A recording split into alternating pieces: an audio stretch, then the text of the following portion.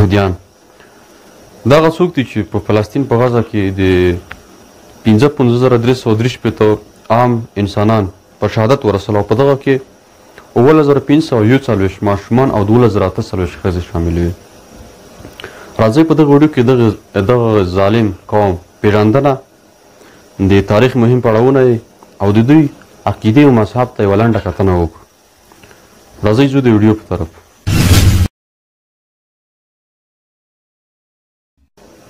بسم الله الرحمن الرحیم. هیله من یم چې روغ جوړ او خوشحاله اوسئ. راځئ پیل د اسرائیلو په پیژندنه باندې وکړو. اسرائیل یا بني اسرائیل یا یهود ټوله یوه معنی لري چې د یعقوب علیه السلام اولادې ته ویل شوي دي. اسرائیل لفظ په قرآن کریم کې 40 ځله راغلی دی او د عبراني او کیناني ژبې له دوو کلمو څخه اخیستل شوی دی چې اسرا په معنا د بنده او ایل د الله جل جلاله چې معنا یې ده پوره معنا یې ده د الله جل جلاله بنده. نو خلکو به یعقوب علیه السلام ته اسرائیل ویل. اسرائیل یعقوب علیه السلام د اسحاق علیه السلام زوی دی او اسحاق علیه السلام د ابراهیم علیه السلام زوی دی. اسحاق علیه السلام په فلسطین کې د الله جل جلاله دین ته دعوت کولو او له هغې نه وروسته یعقوب علیه السلام د الله جل جلاله دین ته دعوت کولو.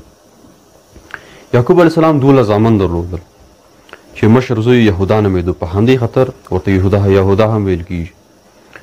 د مصر د یوسف علیه السلام د مصر د مشهورې واقعې نه وروسته کله چې یوسف علیه السلام په مصر کې د خزانې وزیر وټاکل شو او په فلسطین کې سخته قحطي رامنځته شوله یعنې وچکالي. په دې سره یوسف علیه السلام خپله کورنۍ فلسطین ته راوغوښتله په داسې حال کې چې فلسطین په هغه وخت کې یو پرمختللې سیمه وه او د یعقوب علیه السلام اولادې په هغه وخت کې په یو څو کارونو لپاره په امن او امان ژوند وکړلو تر دې چې 12 ورونو نه 12 قبیلې جوړې شولې او تر څو د فرعون دور هم راورسېدلو او هلته هم لکه نن فلسطین کې هلته هم د ځمکې په اشغال لاس پورې کړل او د مصریانو سره هم یو څه دښمني پیل شوله تر دې چې فرعون واک ته ورسېد او فرعون خپل دریځ سخت کړ او امر یې وکړ چې د یهودو یا اسرائیلو ماشومان ووژنئ او نجونې ژوندۍ وساتئ. په همدې سره د عیسی علیه السلام د پیدایښت نه 1414 کاله مخکې الله جل جلاله موسی علیه السلام ورته پیغمبر وټاکل او په دې سره الله جل جلاله دوی د فرعون د غلامۍ څخه خلاص کړل او دومره ناشکره او بدعمله خلک وو کله چې د فرعون د غلامۍ څخه خلاص کړل او دوی دښتې ته لاړل او هلته یې موسی علیه السلام ته ډول ډول فرمایشونه ورکول او غوښتنه یې ترې وکړه چې الله جل جلاله ته ووایه چې موږ 12 قبیلې یو باید هره قبیله موږ ځان ته د اوبو چینه ولرو. خو الله جل جلاله ورکړل. له هغې نه وروسته الله جل جلاله دومره زیاته روزي ورکړې وه چې په دښته په هر بوټي کې به بټیران ناست وو دوی به رانیول حلالول به یې او خوړل به یې. خو له دې سره بیا هم ناشکري وکړله او موسی علیه السلام ته یې وویل چې خپل رب ته دې ووایه چې موږ په دغو خوړو صبر نشو کولی او موږ ته هغه چې په ځمکه رازرغونېږي سابه پیاز هوږه بادرنګ تاره وغواړه. خو له دې سره وخت په تېرېدو سره بیا هم کله چې موسی علیه السلام کوه طور ته لاړه او د تورات لپاره نو دلته دوی بیا په بت پرستۍ باندې پیل وکړ او له دې نه وروسته یو څه موده وروسته بیا یې موسی علیه السلام ته وویل موږ به تر تا تر هغې ایمان رانه وړو تر څو چې موږ الله جل په خپلې سترګې ونه وینو. نو الله جل خپل عذابونه پرې شروع کړل او ځینو نه یې بیزوګانې جوړې کړې او ځینو به د وخت په وخت عذابونه راوستل.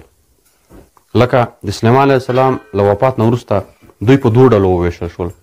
یوه ډله یې په جنوب کې بیت المقدس کې استوګنه غوره کړه چې دغه 2 ډلو په خپل مابین کې 200 کاله جګړه وکړله تر دې چې اسارجون امپراتوري راغله او په دې سره دوی له ټولې سیمې څخه وایستل او وروسته په 1925 میلادي کال کې د ادریانوس امپراتور په یهودو حمله وکړله او 15 لکه یهود یې ووژل او 50,000 یې بندیان کړل. له دې نه وروسته د ادریانوس امپراتوري راغله او 15 لکه یهود یې ووژل او 50,000 یې بندیان کړل او له دې نه وروسته په 1915 میلادي کال کې د بارکوخیا په لارښوونه دوی پاڅون وکړ او خو بریالي نه شول او 15 لکه 80,000 یهودان ووژل شول په دغه پېښه کې او نور اسیران شول. او د ویتنام په جګړه کې هم کوم یهودان چې په ډله ییزه توګه ووژل شول شمېر یې 58,200 و. او په 19مه پېړۍ کې هم د هټلر اخوا 6 میلیونه یهودان ووژل. هټلر به ویل ما کولی شول چې ټول یهودان یو ځل ووژنم، یعنې یو د نړۍ نه ختم کړم. خو ما په دې خاطر ځینې پرېښودل چې نړۍ ته پته ولګي چې هټلر ظلم نه دی کړی بلکې یهود همداسې خلک دي. او له دې نه وروسته یهود د نړۍ په مختلفو سیمو کې میشت شول. او له دې نه مخکې په 1880 کال کې دوی د عیسویانو د مذهبي زور زیاتۍ نه د نړۍ مختلفو سیمې ته لاړل او ځینې فلسطین ته استوګنه غوره کړه او هلته د عثماني خلافت له مامورینو څخه یې ځمکه واخیستله او هلته یې زیاته استوګنه غوره کړه او په ډلو ډلو به یهودیان به راتلل او فلسطین کې به استوګنه غوره کوله، تر دې چې په 1815 یا 1815 میلادي کال کې د هرتز یهودي دغه حرکت کې مشر هرتز د یهودي دولت په نوم کتاب ولیکو او نظریه وړاندې کړه چې د یهودو لپاره باید مستقل او خپلواک هېواد جوړ شي. له دې نه وروسته کله چې عثماني خلافت سقوط وکړ او د نړۍ سپر طاقتونو لکه انګلستان او امریکا هم په ظاهره دا وښودله چې دوی په یهودانو باندې رحم وکړ او زموږ پاکه خاوره فلسطین یې ورته ورکړ. او په 1919 میلادي کال کې د انګلستان د بهرنیو چارو وزیر د بلفور په نوم عملیه خپره کړه چې دغه اعلامیې له مخې فلسطین ته د مسلمانانو د یهودیانو راتګ په رسمي ډول پیل شو. خو فلسطین ته د یهودانو راتګ دوه لاملونه لري. یو لامل یې هغه لامل دی چې په 1880 میلادي کال کې دوی د عیسویانو د مذهبي زور زیاتۍ له امله د نړۍ مختلفو سیمې ته لاړل او استوګنه یې غوره کړه. ځینې فلسطین ته راغلل او په هغه وخت کې د عثماني خلافت د مامورینو څخه یې ځمکه واخیستله.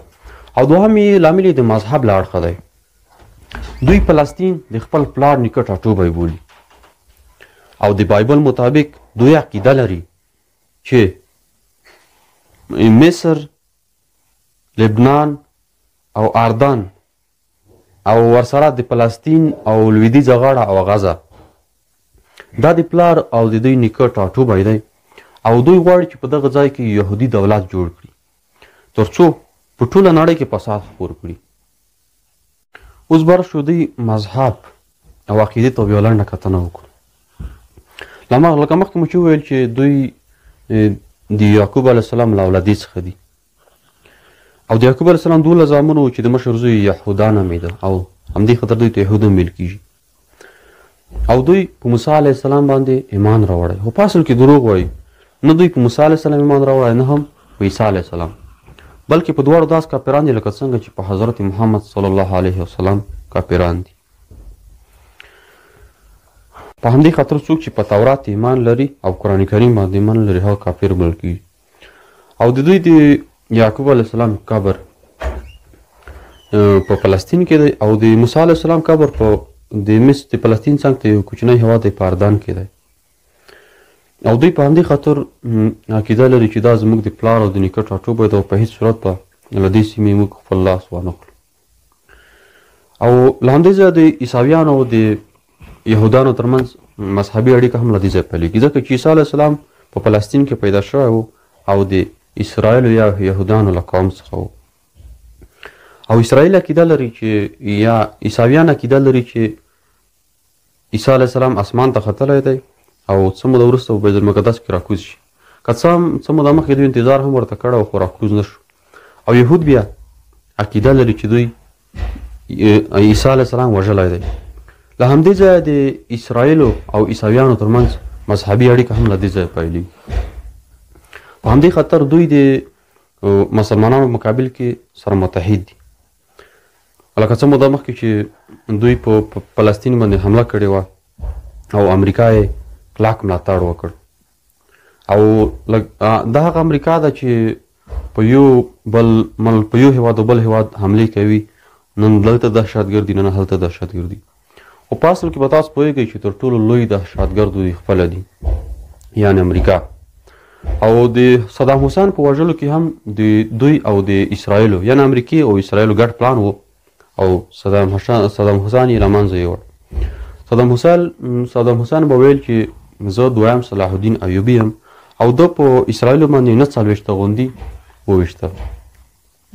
او د دوی اوس مهال کتابونه چې دي 2 کتابونه دي، یو چې دی بایبل یا تورات دی، داسې تحریف کړی دی چې د الله جل 15 احکام هم نه دي کې پاتې.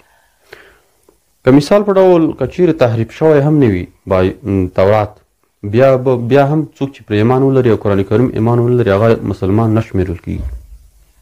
او دوهم کتاب یې تالمود دی چې یهودي پیکه هم ورته وایي. دغه په دوو برخو شوي، یو مشنه او بل ګمراه.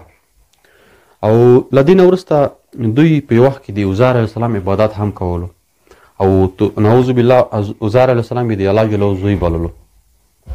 او د دوی اوس مذهبي اصول چې دي 2 دي، یو یې دا دی چې الله جل یو دی او بوتان دوی نه مني، او بل دا چې